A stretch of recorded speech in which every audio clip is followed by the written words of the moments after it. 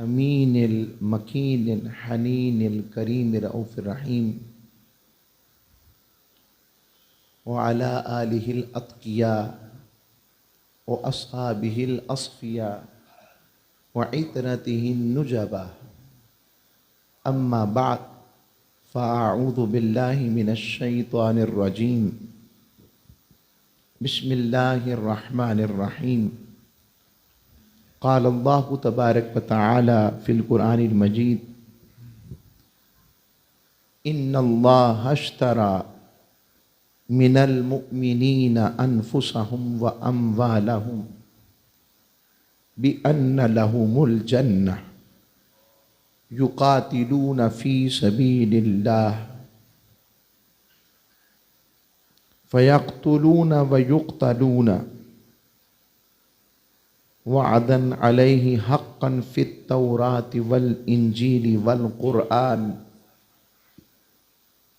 وقال اللہ تبارک وتعالی فی مقام آخر یا ایتها النفس المطمئنہ ارجعی الی ربک راضیۃ مرضیہ فادخلی فی عبادی وادخلی جنتی صدق اللہ مولانا العظیم وصدق رسولہ النبی الامین الکریم۔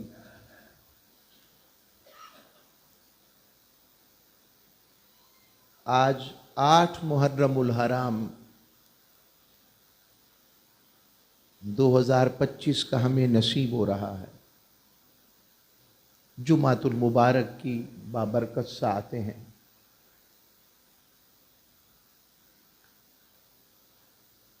میں اپنی بات کا آغاز قرآن کے احسن القصص کے ایک حصے سے کرتا ہوں۔ سورہ یوسف میں جس کو قرآن نے سب سے بہترین قصہ خود قرآن نے قرار دیا، اس میں ایک باپ کی اپنے بیٹے سے محبت کا ذکر ہے، ایک نبی کی اپنے بیٹے نبی سے شاندار عظیم محبت کا ایک تذکرہ ہے کہ سیدنا یوسف علیہ السلام حضرت یعقوب علیہ السلام سے دور ہو گئے، اور جب دور ہو گئے آپ حضرت یوسف کو بڑی شدت سے یاد کرتے۔ ایک وقت آیا کہ انہی کے چھوٹے بھائی حضرت بنیامین بھی، کوئی وجہ وقت نہیں، صرف میں اس میں اختصار سے کرکس دے رہا ہوں جو اس کا بنیادی مغز ہے، وہ بھی دور چلے گئے۔ سیدنا یعقوب علیہ السلام اتنا روتے کہ آپ نے اپنی آنکھیں ہجر یوسف میں زائل کر دی، آنکھیں ظاہری طور پر رو رو کر دے دی، اتنا روئے۔ اب میرا سوال ہے آپ سے، سیدنا یوسف علیہ السلام بھی تو اللہ کے بندے ہیں نا، بولیے، تو آنکھیں رو رو کر اللہ کی محبت میں دینی چاہیے تھی کہ اپنے بیٹے کی محبت میں؟ دل کیا، عقل کیا کہتی ہے؟ دل کیا کہتا ہے؟ عقل کس کی محبت میں؟ اللہ کی محبت میں۔ مگر قرآن نے ذکر کیا ہے، کسی نے پوچھا کہ یوسف علیہ السلام سے اتنی محبت کیوں ہے یعقوب علیہ السلام؟ فرمانے لگے مجھے یوسف سے اپنے رب کی خوشبو آتی ہے، تو وہ جو خوشبو خدا بندی کا جو پیکر ہو، اس سے اس لیے زیادہ محبت کہ میں ہر وقت ان کی موجودگی میں اپنے رب کی قربت کو زیادہ محسوس کرتا ہوں۔ حالانکہ وہ خدا نہیں، الہ نہیں، معبود نہیں، مسجود نہیں. اور حتیٰ کہ آپ نے یہاں تک فرما دیا یا اسف یوسف، ہائے افسوس یوسف پر، یہاں تک جملہ کہہ دیا. اب میں اس بات کو لے کر آتا ہوں تاجدار کائنات صلی اللہ علیہ وسلم کی بارگاہ میں. ہمارا دین بڑا فطری ہے. اس فطرت میں رونا بھی ہے، تڑپنا بھی ہے اور مسکرانا بھی ہے. یعنی زندگی کی ہر بنیادی چیز کو کامل ترین طریقے سے قرآن اور سیرت مصطفیٰ اور آقا کے فرامین ریشنل یعنی ریلسٹک وے کے اندر حقیقت پسندی پر حضور کی ساری زندگی مرتب ہے. تاجدار کائنات صلی اللہ علیہ وسلم حضرت ام سلمہ فرماتی ہیں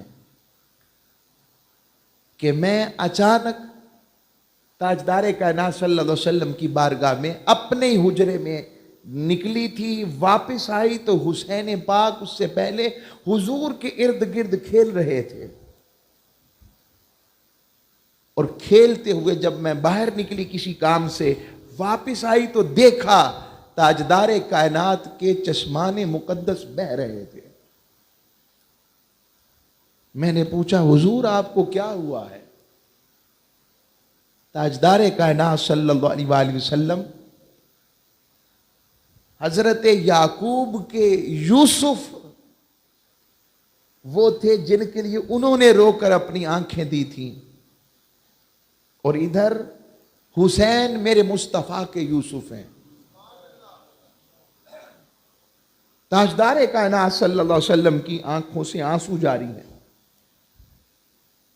فرمانے لگے کہ ام سلمہ ابھی ابھی یہ حسین میرے ساتھ کھیل رہا تھا، میرے سینے پر کھیل رہا تھا، اور جب بھی میں یہ پڑھتا ہوں حضور کا کوئی عمل رب کے حکم اور اذن کے خلاف نہیں ہو سکتا. وہ دنیاوی عمل ہو، وہ حضور کا اٹھنا ہو، بیٹھنا ہو، کھانا ہو، پینا ہو. میں تو اتنی بات جانتا ہوں اگر کھجور کا خشک تنا محبوب کی پشت سے لگے اسے زندگی مل جاتی ہے، اور جس حسین کو مصطفیٰ خود علم نشرح والے سینے پر کھلائیں، جنہیں خود وما ینطق عن الہوا والی زبان چسوائیں، کیا کیا معارف اور علوم کے سمندر حسین کو ایسے ہی کھیلتے کھیلتے مصطفیٰ سے عطا ہوئے ہوں گے. تو فرمانے لگے کہ جبریل آئے تھے اور مجھے پوچھنے لگے آپ حسین سے بہت پیار کرتے ہیں؟ میں نے کہا ہاں حسین مجھے بہت پیارا ہے. تو وہ کہنے لگے حضور آپ کی امت حسین کو شہید کر دے گی آپ کے بعد. کہا میری امت میرے حسین کو شہید کر دے گی؟ میں جی یا رسول اللہ. اور وہ مٹی لے کر آئے کرب و بلا کی، جسے نینوا بھی کہتے ہیں، کربلا کی مٹی لے کر آئے اور فرمایا حضرت ام سلمہ کو عطا فرمائی. حضور کی نظر اقدس دیکھ رہی تھی. یہ بھی آقا کا علم غیب کی ایک عجیب شان ہے جو رب نے عطا فرمائی. حضور جانتے تھے اس وقت تک صرف میری ایک ہی زوجہ حیات ہوگی، ام سلمہ. تو حضرت ام سلمہ سے مٹی دے کر فرمایا کہ میں یہ مٹی تمہیں دے رہا ہوں، جب یہ مٹی بالکل خون کی طرح سرخ ہو جائے سمجھنا میرا حسین شہید کر دیا گیا. میں نے یہ ساری بات آپ کو پتا ہے کیوں بتائی ہے؟ محبت رسول کا تقاضا ہے. صحابہ کا طریقہ تھا.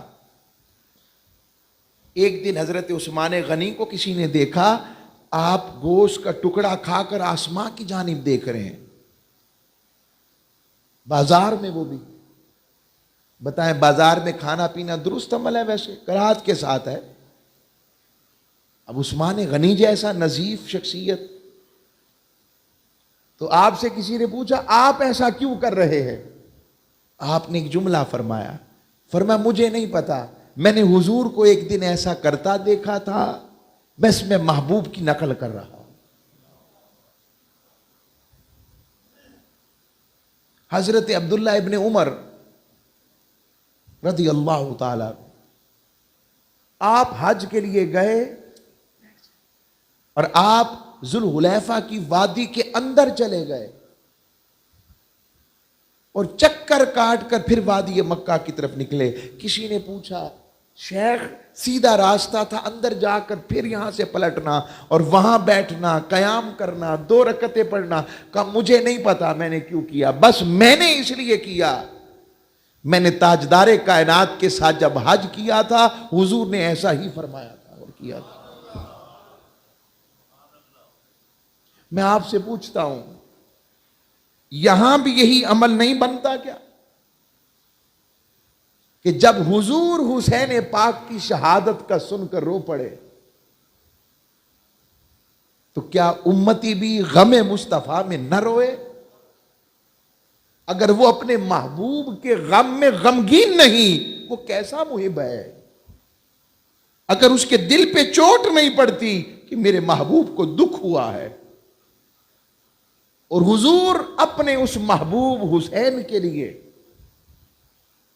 جو شہزادہ گلگوں قبا ہیں،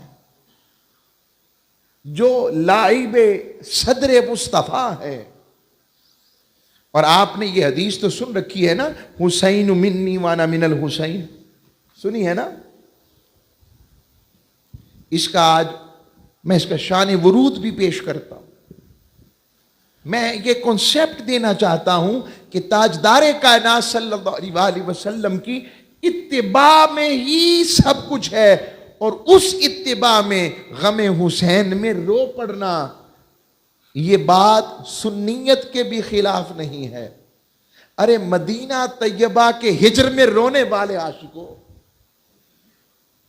مدینہ تو شہر ہے، اس کے ہجر میں اس لیے روتے ہو کیونکہ حضور وہاں ہیں۔ ارے حسین وہ ہے جس میں خود بخود آقا کا خون ہے، حضور کا خون ہے، آقا کا نسب ہے۔ تو آقا صلی اللہ علیہ وسلم ایک دن، اللہ اکبر، ایک صحابی کی دعوت پر مدینہ طیبہ کے میدان سے گزر کے جا رہے، راستے میں میدان پڑتا تھا، اور اس میدان میں دیکھا کہ حسین پاک بھی کھیل رہے ہیں۔ حضور صلی اللہ علیہ وسلم نے حسین پاک علیہ السلام کو جیسے ہی دیکھا حضور رک گئے، اور حسین پاک نے اپنے نانا جان کو دیکھا۔ مجھے ہمیشہ یہ جملہ آتا ہوتا ہے، میں کہتا ہوں وہ منظر کیسا ہوگا جب ایک پاک دوسرے پاک کو دیکھتا ہوگا اور مسکراتا ہوگا، محبتوں کا کیسا منظر ہوتا ہوگا۔ اور حضور حسین پاک کو بلا رہے ہیں، ادھر آؤ حسین میرے پاس آ جائیں، اور امام عالی مقام بچے ہیں، آپ دوڑ پڑے اپنے نانا جان کی بلانے پر اٹکیلی کرتے ہوئے۔ اب میں حضور کا منصب دیکھیں، فرشتے جن کے لیے ایسے کھڑے، نبی جن کے لیے استقبال کے لیے معراج کی شب کھڑے، رب جن کی بارگاہ کی آداب بتائے۔ حضور علیہ السلام نے پھر تاجدار مدینہ، مدینے کی ریاست کے والی، حضور نے لمحہ نہیں لگایا، حضور بھی حسین کے پیچھے دوڑ پڑے، جہاں جہاں حسین پاک جا رہے ہیں وہ بھی اس کے پیچھے پیچھے، اور جاتے ہوئے اچانک امام حسین کو چلتے ہوئے پکڑ لیا۔ صحابہ دیکھ رہے تھے نا، بولیے دیکھ رہے تھے تو روایت کر رہے ہیں نا، اور اتنے میں تاجدار کائنات نے، ہم تو اپنے بچوں کو صرف چومتے ہیں نا، حضور امام حسین اور حسن کو صرف چومتے نہیں تھے، وَيَدُمُّهُمَا وَيَشُمُّهُمَا، حضور اپنے ساتھ ایسے چمٹا لیتے، اپنے ساتھ لگا لیتے، چومتے بھی تھے اور سونگتے بھی تھے. یہ خوشبو مصطفیٰ ہیں، یہ آقا کے پھول ہیں، یہ آقا صلی اللہ علیہ وسلم کی گلشن کے پھول ہیں. تاجدار کائنات صلی اللہ علیہ وآلہ وسلم نے امام حسین علیہ السلام کو چوما، اور آقا نے اپنی زبان اقدس وما ینطق عن الہوا والی زبان حسین پاک کے دہن میں اتار دی. وہ چوسنے لگ پڑے. ہائے ہائے. اور اس کے بعد جیسے ہی حضور علیہ الصلوۃ والسلام یہ محبت کر رہے تھے تو پھر حضور پلٹے صحابہ کی طرف اور فرمایا حسین منی وانا من حسین، احب اللہ من احب حسینا، حسین سبت من الاسباط. لوگوں حسین مجھ سے ہے اور میں حسین سے ہوں، اور اللہ اس سے محبت کرے گا جو حسین سے محبت کرے گا. اور حسین خود قوموں میں سے ایک قوم ہے. اور پھر آقا علیہ السلام نے دوسری جگہ، میں یہ ساری بات بتانا چاہتا ہوں کہ حسین پاک اور حسن پاک میرے مصطفیٰ کی خوشبوئیں ہیں، میرے آقا کی محبت ہے، میرے آقا کے محبوب ہیں. فرمایا ہاذان ابنایا و ابن ابنتی، کہ یہ میرے بیٹے ہیں، میں ان دونوں سے محبت کرتا ہوں. اے میرے اللہ تو بھی ان دونوں سے محبت کر. یہ اب انداز دعا حضور کا دیکھیں کہ اے اللہ تو بھی حسن و حسین سے محبت کر. اور آپ چاہتے ہیں کہ اللہ آپ کو بھی سرٹیفکیٹ مل جائے حضور کی زبان سے کہ آپ سے بھی اللہ محبت کرتا ہے. بولیے کون کون چاہتا ہے؟ سب چاہتے ہیں. سنیں پھر آگے حضور کی بارگاہ سے محبت کے لفظ سنیں. فرمایا وَأَحِبَّ مَن يُحِبُّهُمَا، اے اللہ جو ان دونوں سے محبت کرتا ہے اس سے بھی تو محبت کر. یعنی ان دونوں سے محبت کرنے سے مصطفیٰ کی محبت بھی ملتی ہے اور اللہ کی محبت بھی ملتی ہے. اس لیے ہر فقیر اور ہر حضوری والا، ہر جو بارگاہ رسالت میں آپ سے قربت والا، ادب والا، نسبت والا، جب اہل بیت کی بات آ جائے اس کی گردن جھک جاتی ہے، اس کی آنکھیں بند ہو جاتی ہیں، اس کی زبان اپنے ادب میں اور زیادہ نتھر جاتی ہے کہ اب کسی اور کی نہیں، مصطفیٰ کے محبوبوں کی بات ہونے لگی ہے. اس لیے یہاں کے آداب اور محبت اور چاہت اور یہ امام حسن و حسین کے ساتھ حضور کا پیار ہے. اور کوئی ان پیاروں کو تکلیف دے، ان کو تکلیف دے، اور آقا وہ ایسے ہی ہے جیسے اس نے مصطفیٰ کو تکلیف دی ہے. اب حضور علیہ الصلوۃ والسلام کی بارگاہ میں تکلیف کسے کہتے ہیں بس اشارہ دیتا ہوں. صحابہ چند روز زیادہ، کچھ گھڑیاں زیادہ حضرت زینب بنت جہش کے ولیمے پر بیٹھ گئے.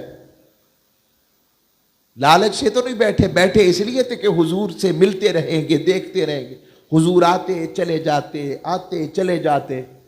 رب نے قرآن میں آیتیں اتار دی. فرمایا خبر سن لو ایمان والو، لا تدخلوا بیوت النبی الا ان یؤذن لکم. ایمان والو میرے نبی کے گھر میں بغیر اجازت کے داخل نہیں ہونا. جب داخل ہونا ہے کھانا کھاؤ اور بکھر جاؤ، کھانا پکنے کا انتظار کرتے ہوئے پہلے نہ آ جاؤ.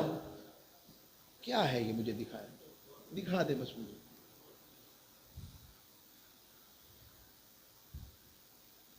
بس ہو جائے گی دعا میرے شہادے، بس ہو جائے گی انشاءاللہ، آپ پریشان نہ ہو، بس خاموشی سے سنیں. آپ دعا ہی ہو رہی ہے، ذکر حسین سے بڑھ کر کوئی دعا نہیں ہے. اگر کسی کی دعا میری زبان سے رہ بھی جائے، وہ علیم بذات الصدور تو جانتا ہے نا، تو وہاں انشاءاللہ کر بھی دیں گے، پریشان نہ ہو.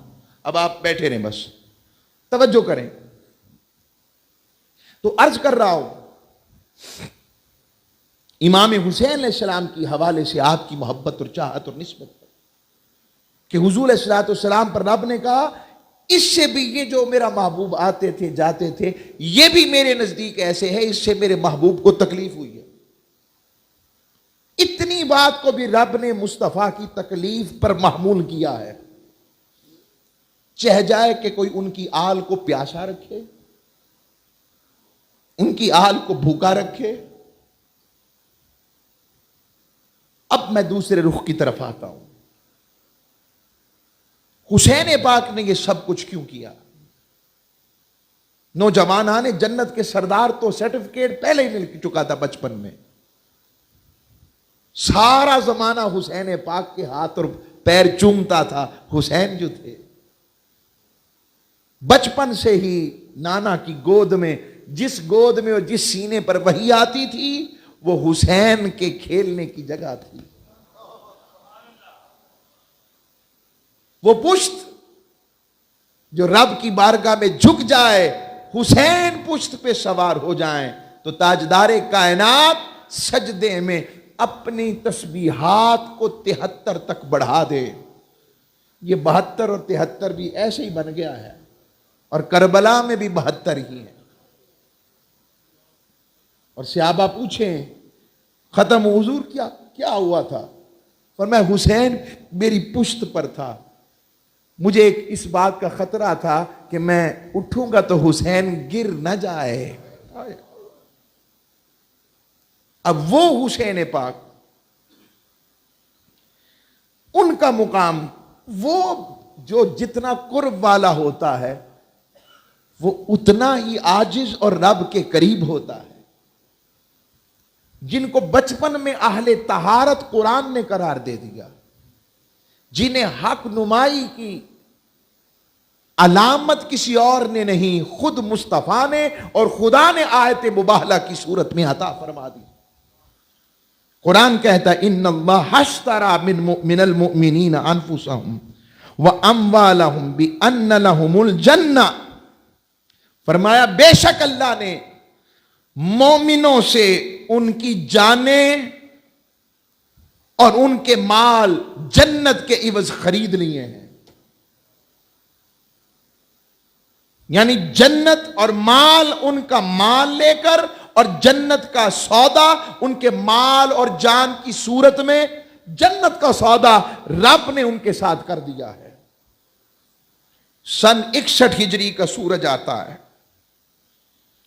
اور یہ وہ سال ہے کہ اس سے پہلے حضرت ابو ہریرہ رضی اللہ تعالی یہ دعا مانگا کرتے، اللہم انی اعوذ بکا من سنۃ الستین و امارۃ الصبیان، اور تعوذ باللہ من سنۃ الستین و امارۃ الصبیان، اے اللہ میں تجھ سے 60 ہجری کے سال اور اوباش لڑکوں کی حکومت سے تیری پناہ مانگتا ہوں۔ یہ کیوں باتیں کر رہے تھے امام حسین حضرت ابو ہریرہ؟ اور حضور فرمایا کرتے، فرماتے تاجدار کائنات صلی اللہ علیہ وسلم کے صدقے، یہ حضرت ابو ہریرہ فرماتے مجھے تاجدار کائنات سے 2 طرح کے علم عطا ہوئے ہیں، ایک علم تو میں تمہارے سامنے پیش کرتا ہوں، اور دوسرا علم اگر بتاؤں تو میری ایسے حلق کی طرف اشارہ کرتے میرا سر کاٹ دیا جائے۔ اب اس کے بہت سے معنی میں سے یہ معنی بھی تھا جب ہم یہ دعاؤں کے ساتھ ملاتے ہیں کہ سن 60 ہجری سے پناہ مانگ رہے ہیں، اور سن 60 ہجری کے پناہ میں یہ منظر کیوں مانگ رہے ہیں اور ساتھ یہ کہہ رہے ہیں؟ وہ دور فتن تھا، یعنی وہ فرما رہے تھے میں جانتا ہوں وہ کون لوگ ہیں، وہ کون لڑکے کون لوگ ہیں، جانتا ہوں مگر نہیں کھل کر بیان کر سکتا۔ اور سن 60 ہجری میں کوئی اور نہیں، یزید متمکن ہوا تھا، حضرت امیر معاویہ رضی اللہ تعالیٰ عنہ کے بعد یزید متمکن ہوا تھا، اور یزید کی اس حکومت کا اشارہ تاجدار کائنات نے ارشاد فرمایا میری امت کا عدل قائم رہے گا یہاں تک کہ پہلا شخص جو اسے تباہ کرے گا، فرمایا رجل من بنی امیہ یقال لہ یزید، وہ بنو امیہ کا ایک شخص ہوگا جسے یزید کہا جائے گا۔ اب اس کے بعد بھی کوئی بات رہ جاتی ہے فرمان مصطفیٰ کے بعد بھی؟ بولیے، ابھی بھی کوئی شک رہتا ہے جب مصطفیٰ علیہ السلام کی زبان سے نکلنے والے الفاظ، اور میں حوالہ دے رہا ہوں علامہ ابن کثیر کا البدایہ والنہایہ میں، جب یہ موجود ہو گئی بات، ابھی بھی کسر اور شک باقی رہ گیا۔ اور پھر اس بدبخت نے چاہا کہ حسین پاک، صرف آپ کو ایک منظر بتاتا ہوں آپ کو اندازہ ہو جائے گا۔ امام علی مقام مسجد نبوی میں تشریف فرما ہے، عبداللہ ابن عمر بھی ساتھ بیٹھے، عبداللہ ابن زبیر بھی ساتھ بیٹھے، عبد الرحمن بن ابی بکر بھی ساتھ بیٹھے۔ اتنے میں جو اس وقت گورنر مدینہ بنا ہوا تھا وہ کھڑا ہوا، اس نے خطبہ دیا اور خطاب کرتے ہوئے کہا کہ آپ سب کو میں دعوت دیتا ہوں کہ آپ یزید کی بیعت کر لیں، اور اس کی بیعت اسی طرح ہی ہے جس طرح صدیق اکبر کی بیعت تھی، جس طرح فاروق اعظم کی بیعت تھی۔ حضرت عبد الرحمن بن ابو بکر بیٹھے ہوئے تھے، آپ نے کہا خاموش ہو جا، نہیں یزید کی بیعت حضرت ابو بکر و عمر کی خلافت کے ساتھ مت جوڑ، اس کی بیعت کیسر و کسرا کی طرح کی بیعت ہے۔ بس اتنا کہنا تھا، سپاہی حضرت عبد الرحمن بن ابی بکر کو پکڑنے کے لیے دوڑے، اور آپ سیدہ عائشہ صدیقہ کے حجرہ میں جا کر چھپ گئے۔ میں صرف آپ کو اس دور کے استبداد کا، ظلم کا، جبر کا، مسجد نبوی کا واقعہ اور وہ حجرہ کس کا ہے جہاں آج بھی حضور آرام فرما ہے، یہ آپ کو ایک نظارہ کروا رہا ہوں صرف۔ کیا یہ باتیں کرنا سنیت کے خلاف ہے؟ پھر امام علی مقام حکمت، امام علی مقام کی بیعت کیوں چاہتا تھا؟ ایک فرد کی بیعت تھی،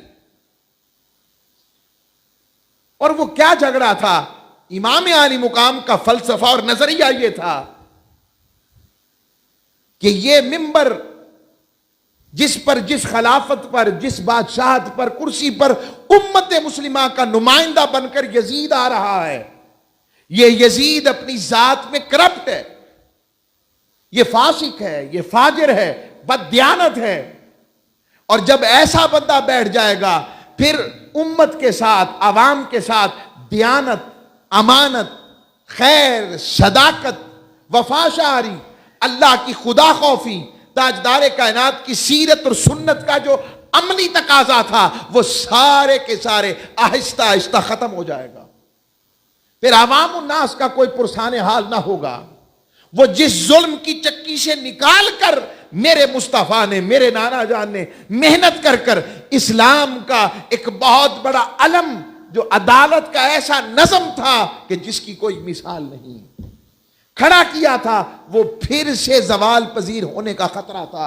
امام علی مقام ایک نظریہ حق بن کر اس لیے یزید کی اس فکر سے ٹکرا گئے، چونکہ یزید کہتا تھا طاقت ہی حق ہے، میں کچل دوں گا، میں مار دوں گا، میں ختم کر دوں گا، میں تمہاری عزت و ناموس پہ ہاتھ ڈالوں گا، تمہاری گردنیں کاٹ دی جائیں گی۔ حسین پاک کا عقیدہ اور نظریہ جو تاجدار کائنات کی گود میں پل کر انہیں ملا تھا وہ یہ تھا، نہیں یزید، طاقت ہی حق نہیں ہوتی، حق ہی طاقت ہے۔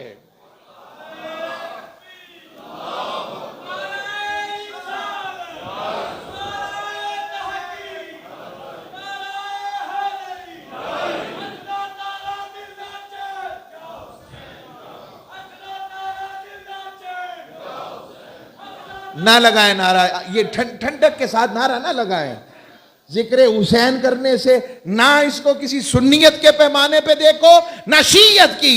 میں نے تو بتایا جو حسین سے محبت کرتا ہے رب اس سے محبت کرتا ہے. اس لیے نعرہ ایسے لگنا چاہیے کہ پتہ لگے کہ ذکر حسین ہو رہا ہے. سلامت رہیں. یا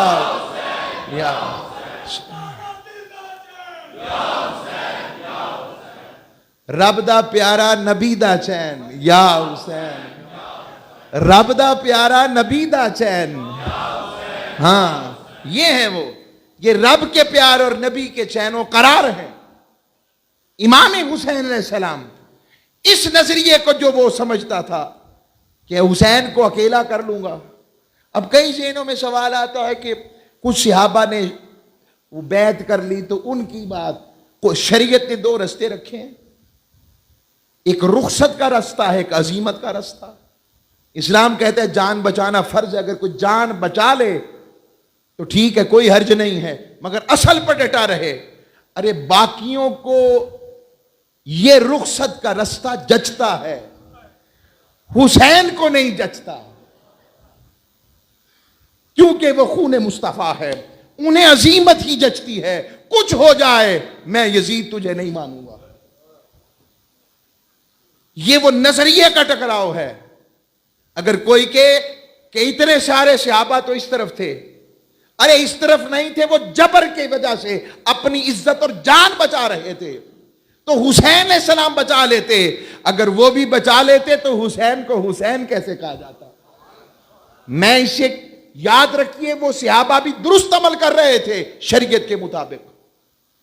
کوئی ان پر زبان تان کرنے کی جرت نہ کرے, کسی کو حق نہیں. وہ بھی درست تھے اپنی جگہ پر, شریعت نے یہی کہا. مگر حسین پاک نے بھی سچ کہا, کیونکہ ان کے لیے عزیمت ہے. اگر وہ بھی نہ ڈٹتے تو قیامت تک ایک مثال آ جاتی. اگر حسین نے ظلم کے سامنے اس کے ساتھ کمپرومائز کر لیا تو ہم بھی کر لیں تو کیا حرج ہے؟ حسین پاک نے کہا نہیں, حسین پروردہ آغوش مصطفیٰ ہے, حسین پاکوں کا نمائندہ ہے. اس لیے حضور نے فرمایا تھا سبتم من الاسباط. لوگوں ایسا وقت آ جائے کہ تم دیکھو کہ حسین پاک اکیلے ہیں تو میرا فرمان یاد رکھنا. سبت کا ایک معنی قوم ہے کہ حسین خود قوموں میں سے اکیلی ایک قوم ہے. اس کو اکیلا مت سمجھنا. دیکھنا تمہیں حق اور سچ پہچاننا ہو کہ حق کہاں کھڑا ہے. دیکھنا میرے پنجتن پاک میں حسین کہاں کھڑا ہے. جہاں حسین ہے حق وہیں ہے, حق وہیں ہے. حسین چونکہ حق والوں کا نمائندہ, حسین پاکوں کا نمائندہ, حسین عشق والوں کا نمائندہ, حسین انبیاء کا نمائندہ, حسین ابو بکر کا نمائندہ, حسین سیدنا فاروق اعظم کا نمائندہ, حسین عثمان غنی کا نمائندہ, حسین علی کا نمائندہ, حسین قرآن کا نمائندہ, حسین مصطفیٰ کا نمائندہ, اور حسین خدا کا نمائندہ بن کر کربلا کے میدان میں ڈٹے ہوئے ہیں. انہیں اکیلا مت سمجھو. وہ اکیلے نہیں تھے, نہ وہ اکیلے ہیں. اس لیے تو آیت تطہیر اتری تھی. رات کے مقابلے میں کیا آتا ہے؟ دن. علم کے مقابلے میں کیا آتا ہے؟ جہالت. جھوٹ کے مقابلے میں کیا آتا ہے؟ سچ. تو جو پاک کے مقابلے میں آئے تو وہ کون ہوتا ہے؟ ناپاک ہوتا ہے. تو کربلا میں پاک کون تھے؟ حسین. اور حسین کے مقابلے میں کون تھے؟ وہ ناپاک ہے, وہ ناپاک ہے. اور امام عالی مقام نے خود خطبے دیے, ارشادات بتائے. اگر کوئی یہ کہتا ہے کہ سارے روکتے رہے حسین پاک کو کہ نہ جائیں, آپ کیا کرنے جا رہے ہیں؟ یعنی یہ کہہ کر بتانا چاہتے ہیں کہ حسین علیہ السلام سے شاید کوئی نعوذ باللہ غلطی ہوگی. استغفر اللہ العظیم. ایسا سوچنے والا, میں ایک ہی جملہ کہا کرتا ہوں, اگر باب العلم کے بیٹے کو پتہ نہیں کہ جہاد اور فساد میں فرق کیا ہے, اگر شہر علم کے نواسے کو نہیں پتا کہ علم کس چیز کا نام ہے اور فساد اور جہاد میں فرق کیا ہے، اگر حسین کو نہیں پتا تو قیامت تک کوئی علم نام کی شے اس روئے زمین پر آئی ہی نہیں ہے. کوئی تفسیر نہیں، کچھ نہیں، کوئی مفسر حقیقت پسند نہیں اگر حسین کو نہیں پتا. ارے حسین خود قرآن کی تفسیر ہے. بھول گئے فرمان مصطفیٰ؟ حضور نے فرمایا تھا تم میں دو بھاری چیزیں چھوڑ کر جا رہا ہوں، ایک قرآن، ایک اہل بیت. دونوں ایک دوسرے سے نتی ہیں اور یہ مل کر ہی مجھے ملیں گی جب حوض کوثر پر ملاقات ہوگی. میں بس اس پر آج کا یہ پس منظر میں نے شہادت امام حسین علیہ السلام کا دیا اور اس بات پر ختم کر رہا ہوں، اور اس پر اپنی بات کو کہ امام عالی مقام نے خود خطبہ دیا اور فرمایا کہ عمال نے اور حکام نے شیطان کی مطابعت اختیار کر لی ہے. انہوں نے حرام خدا کو حلال اور حلال خدا کو حرام کر دیا ہے، اور اس پر اگر میں حسین ابن علی آواز نہ اٹھاؤں تو کون اٹھائے؟ اور امام عالی مقام کے لیے پھر ان کی آل اولاد کے لیے کو پانی بند کرے، ان کو بھوکا رکھے، پیاسا رکھے، تکلیف دے. اور یہاں تک آتا ہے جب امام عالی مقام سجدے میں تھے، وہ عصر کی نماز میں سجدے کی کیفیت میں تھے، اس کیفیت سجدہ کے اندر جب امام عالی مقام اپنے رب کے حضور تھے، لوگوں ہم تو نمازوں سے غفلت کرتے ہیں، حسین کو نماز سے کس قدر عشق ہوگا اور حسین کو نماز میں کیا کچھ ملتا ہوگا کہ حسین پاک جو جسم زخموں سے چور ہے اور عصر کے وقت یہ کہہ رہے ہیں مجھے اپنے رب کے حضور جھکنے دو. کیا لطف ہوگا ان کا، کیا محبت ہوگی ان کی اپنے رب سے عبادت میں. اور اس کیفیت میں بدبخت سنان ابن انس یہ آگے بڑھتا ہے، شمر بھی شامل ہے، خولی بھی شامل ہے، اور یہ بدبخت لعین اتنی جرت اور جسارت کرتا ہے، حسین پاک کے گلے پر چھری اور اپنے خنجر سے وار کرتا ہے. ارے لوگوں میں آپ سے پوچھتا ہوں، ذرا دل کے آئینے میں اگر حب مصطفیٰ رکھتے ہو، آپ کے نبی کے لباس کو کوئی اس کی بے حرمتی کرے تو کیا سزا ہے؟ کوئی آپ کے نبی کے پیالے کی بے حرمتی کرے تو کیا سزا ہے؟ کوئی محبوب کے منہ مبارک کی بے حرمتی کرے تو کیا سزا ہے؟ کوئی محبوب کی سواری کی بے حرمتی کرے تو کیا سزا ہے؟ ارے حسین کو خالی تم نے انسان سمجھ لیا؟ ارے انسان ہی بلکہ یہ سر تپا بوسا گاہ مصطفیٰ ہے، اور جو آقا کے بوسا گاہ کی بے حرمتی کرے ابھی بھی اس کا ایمان باقی، ابھی بھی اس کا اسلام باقی، ابھی بھی وہ مسلمان. اگر یہ مسلمانی ہے تو بتاؤ پھر حسین کون ہے جو اپنا سب کچھ قربان کر رہا ہے. اور جب اس نے سر اقدس حسین کو جسم اطہر سے جدا کیا تو جدا کر کے آپ کے سر کو نیزے پر ایسے کھڑا کیا اس نے، اور کھڑا کر کے یہ شمر ابن سعد کے پاس آیا اور آ کر کہنے لگا لوگوں مجھے تجوری میری اپنے ہیروں سے، جواہرات سے، دولت سے بھر دو، میں اس کا سر لایا ہوں جس کے بڑھ کر اس کائنات میں کوئی افضل خاندان نہیں ہے. جانتا وہ بھی تھا، مگر مفاد دنیا ایسی شے ہے جو آنکھوں کے سامنے لالچ مفاد لا کر حسین پاک جیسی ہستی سے بھی بے وفائی کرنے پر مجبور کر دیتی ہے. اور ان کے لیے اتنی فکر کہوں گا جن کے ذہنوں میں حسین پاک کی شہادت ایک کہانی ہے، قصہ ہے، میں ان سے کہوں گا لوگوں تم سے اچھا تو گرو نانک رہا. گرو نانک رہا. کسی نے پوچھا گرو نانک سے کہا کہ بابا جی آپ جگت گرو ہیں، سب سے بڑے گرو آپ ہیں. ارے وہ بول اٹھا جسے ہم مسلمان نہیں سمجھتے یا ان کے بارے میں متضاد آ رہا ہے، کہنے لگے ارے بالکو، جگت گرو میں نہیں، جگت گرو حسین ہے، ایسی کرنی کر گیا جو سنے سو روئے۔ اللہ ہم سب کو ذکر حسین سے جوڑے رکھے اور حضور کی محبت کے صدقے ذکر حسین کی خیر دے۔ وما علیہ الا